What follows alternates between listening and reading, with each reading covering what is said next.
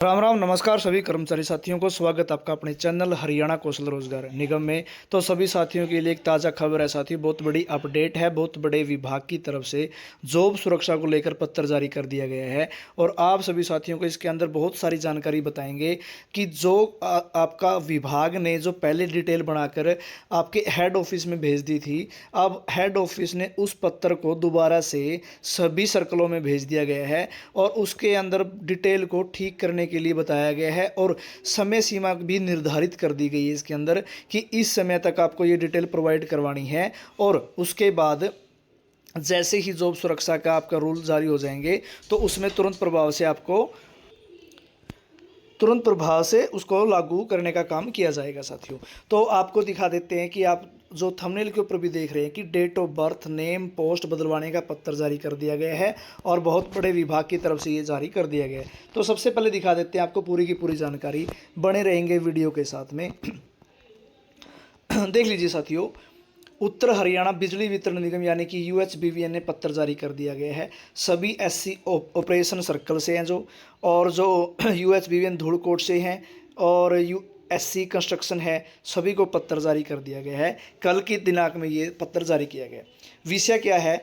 हरियाणा संविदा कर्मचारी सेवा सुरक्षा अधिनियम 2024 के कार्यान्वयन के लिए संविदा जनशक्ति के संबंध में डेटा का संकलन।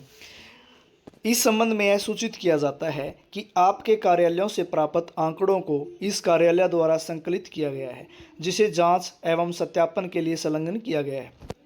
इसके अलावा आंकड़ों के संकलन के दौरान इस कार्यालय ने आपके कार्यालयों द्वारा उपलब्ध कराए गए आंकड़ों में निम्नलिखित कमी देखी गई है। यानी कि जो डिवीज़न, सब डिवीज़न, सर्कल ने डेटा बनाकर हेड ऑफिस को पहुंचाया था, उसमें कुछ समस्याएं सामने आई है, कुछ कमी देखने को मिली है और वो कमी क्या है आपको इसमें बताएंगे। और जितने कर्मचारी साथी वीडियो देख रहे हैं अभी, जो यूएचबीवीएन से संबंधित कर्मचारी है, वो ध्यान से सुने कि आपकी जो लिस्ट भी जारी कर दी गई है वो लिस्ट सभी ग्रुपों में पहुंच चुकी है, सभी सर्कलों में आ चुकी है।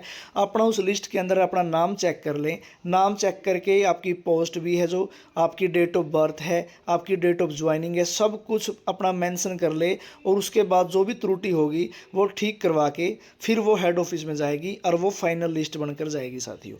तो इसमें आपको बताएंगे पहला पॉइंट है, इस कार्यालय द्वारा उपलब्ध कराए गए दिनांक प्रारूप अर्थात DDMMYY, यानी कि पहले डेट, फिर मंथ, फिर साल बतानी है इसमें। उदाहरण के लिए जैसे 9 जनवरी 2025 है तो निगम में शामिल होने की सही तिथि और जन्म तिथि प्रदान नहीं की गई है, यानी कि सही तरीके से प्रोवाइड नहीं करवाई गई है।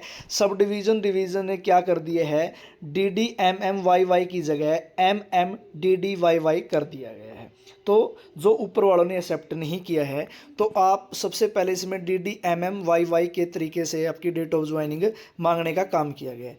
दूसरे नंबर पर है, पदनाम कॉलम में एक से अधिक पदनाम दिए गए हैं, यानी कि जो आपकी पोस्ट, आप जिस पोस्ट पर कार्यरत हैं, आपकी वो पोस्ट न देते हुए अलग अलग पोस्ट उसमें दी गई है, एक से अधिक नाम दिए गए हैं उसमें, जैसे कि ALM/SA, SA/ALM, यानी कि उन्होंने पूछा है या तो ये SA है या फिर ये ALM है, इनमें से कोई एक पोस्ट इसमें डाल के दो जिससे कन्फर्म हो जाए कि कर्मचारी की पोस्ट क्या है।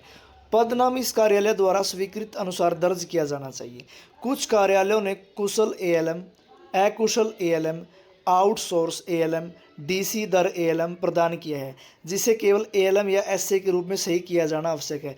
उनका कहने का मतलब ये है कि आपको कुशल ALM, अकुशल ALM, आउटसोर्स ALM या DC रेट का नाम नहीं लिखना है। जो आपकी पोस्ट है, ALM है तो ALM लिखो, SA है तो SA लिखो।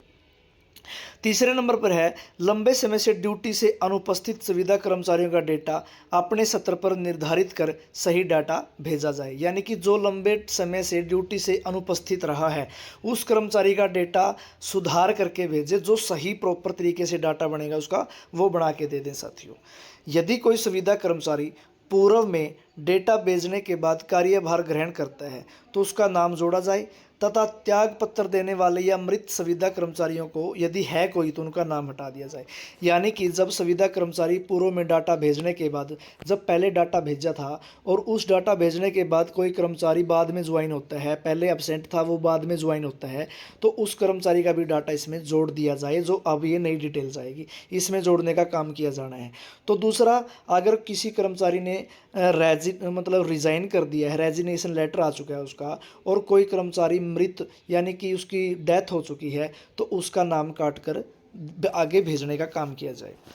5वें नंबर पर है, निरीक्षण में भाग लेने के बाद अनुरोध है कि मंडल के उप अधीक्षक के साथ सर्कल अधीक्षक को निम्नलिखित समय पर सॉफ्ट कॉपी के साथ डेटा में सुधार के लिए नीचे हस्ताक्षरित कार्यालय का दौरा करने के लिए प्रतिनियुक्ति की जाए। तो किस प्रकार डाटा जाएगा? जैसे एससी ऑपरेशन सर्कल है यूएचबीवीएन का, पंचकुला, अंबाला और कुरुक्षेत्र, ये 3 सर्कलों ने 16 अप्रैल को अपना डाटा भेजना है। फिर आता है सोनीपत, पानीपत और रोहतक सर्कल को 17 तारीख को डेटा भेजना है। फिर है झज्जर, कैथल और करनाल, इन 3 सर्कलों को 18 तारीख को डाटा भेजना है साथियों। उसके बाद यूएचबीवीएन ऑपरेशन सर्कल में यमुनानगर आता है। उसके बाद कंस्ट्रक्शन में पंचकुला है, एमएंडपी धूलकोट है। फिर सिविल उसको भेजना है 21 अप्रैल को डाटा भेजना है। फिर उसके बाद है सिविल कंस्ट्रक्शन यूएचबीवीएन पंचकुला और S&W यूएचबीवीएन धूलकोट। तो इनको डाटा 22 तारीख को भेजना है। ये कर्मचारी अपना डाटा तैयार करके अपने अपनी दी गई डेट के अनुसार अपना डेटा भेजने का काम करेंगे और अपनी जितनी भी त्रुटि कर्मचारियों को लगती है वो त्रुटि इसके अंदर डाल के भेजने का काम किया जाएगा। अब आपकी जो डेट ऑफ बर्थ है उस डेट ऑफ बर्थ में जो भी मिस्टेक है वो इसमें शो करनी है। भाई मेरी ये डेट ऑफ बर्थ में ये मिस्टेक है, ये ठीक की जाए।